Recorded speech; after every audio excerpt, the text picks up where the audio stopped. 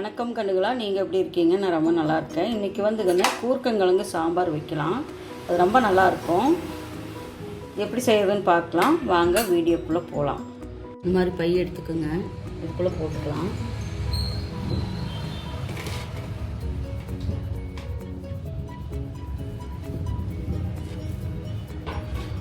போட்டுட்டு நல்லா அதோட கட்டுங்க. கொஞ்சம் மேல் தோலெல்லாம் வந்துடும்.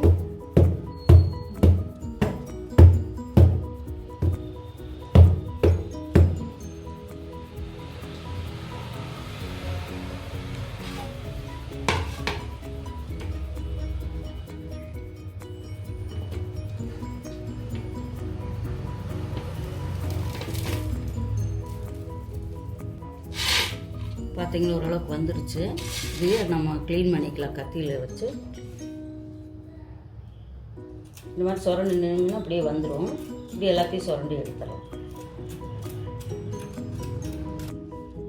பாருங்கள், நான் இந்த மாதிரி சுரண்டி எடுத்தாச்சு. இப்போ நல்ல தண்ணிக்குள்ளே போட்டுக்கலாம். இது ரொம்ப கொஞ்சம் பெருசாக இருக்குது, ரெண்டு ரெண்டாக போட்டுக்கலாம் சாம்பாருக்கு.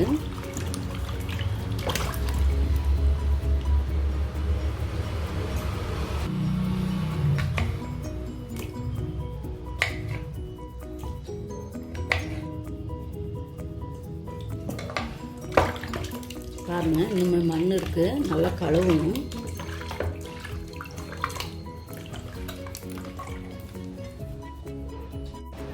பாருங்கண்ணே, கூர்க்கங்கிழங்கு சாம்பாருக்கு இந்த கப்பில் இந்த அளவு எடுத்துருக்க பருப்பு ஒரு குக்கரில் போட்டுக்கலாம். இல்லை நல்லா கழிஞ்சிட்டு வந்துடலாம். கழிஞ்சிட்டு வந்தாச்சு. இப்போது தக்காளி 1.5 போட்டுக்கலாம். தண்ணி ஊற்றிக்கலாம். துவரப்பருப்பு, மஞ்சத்தூள் ஒரு 1/2 டீஸ்பூன், விளக்கெண்ணெய் 1 ஸ்பூன் ஊற்றிக்கலாம். இப்போ 2 விசில் வரணுங்கண்ணே, விசில் போட்டுக்கலாம்.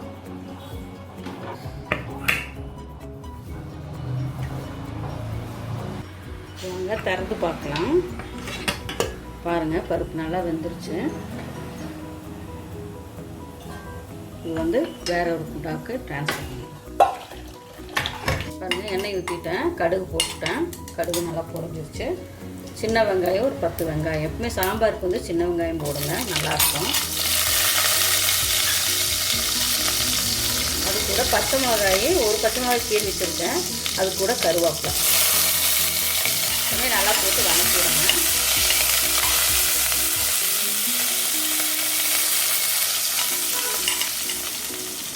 பாருங்கன்னா, அது கூட கூர்க்கங்கிழங்கு அரைச்சி வச்சுருக்கேன்ல, அதை உள்ள போடுங்க.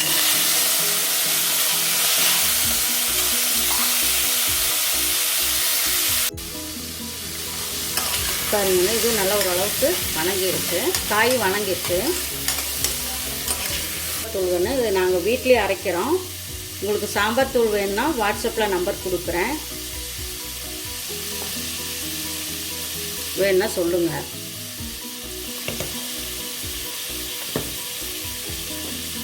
ஒரு 1.5 ஸ்பூன் போட்டுக்கலாம். இது நல்லா வணங்கட்டும். இது கூட உப்பு போட்டுக்கலாம்.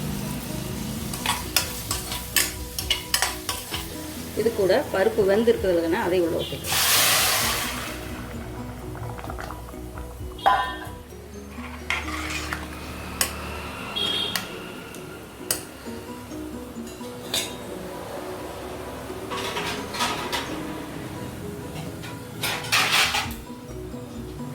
நல்லா மூடி வச்சிடலாம். கொஞ்சம் நல்லா கொதிச்சு 5 நிமிஷம் ஆகட்டும்.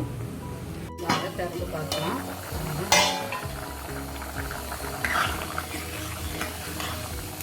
தேங்காய் அரைச்சிருக்குங்கன்னு இந்த கப்பில் ஒரு கப்பு அரைச்சிருக்கேன்.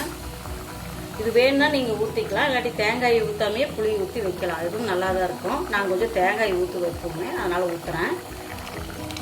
கொஞ்சமாக ஊற்றுறதுங்க.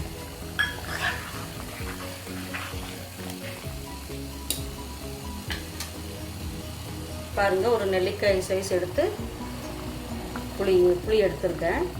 அதையும் ஊற்றிக்கலாம்.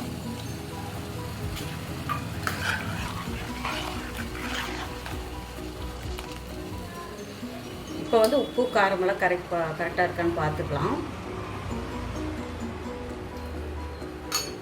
எல்லாமே சரியாக இருக்குது. மறுபடியும் குக்கர் மூடி போட்டு ஒரு 3 விசில் வரணுங்க.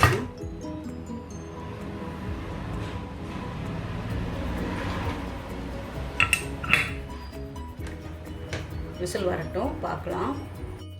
வாங்க திறந்து பார்க்கலாம். பாருங்கன்னு எவ்வளோ நல்லா வந்துருக்கு.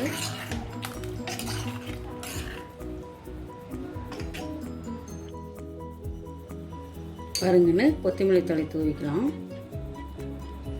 பாருங்கள் எவ்வளோ சூப்பராக ரெடி ஆகிருச்சு. தோசைக்கு, இட்லிக்கு எல்லாத்துக்குமே நல்லா இருக்குங்கன்னு நீங்களும் வீட்டில் ட்ரை பண்ணி பாருங்கள். லைக் பண்ணுங்கள், ஷேர் பண்ணுங்கள், கமெண்ட் பண்ணுங்கள், சப்ஸ்கிரைப் பண்ணுங்கப்பா. பாய்.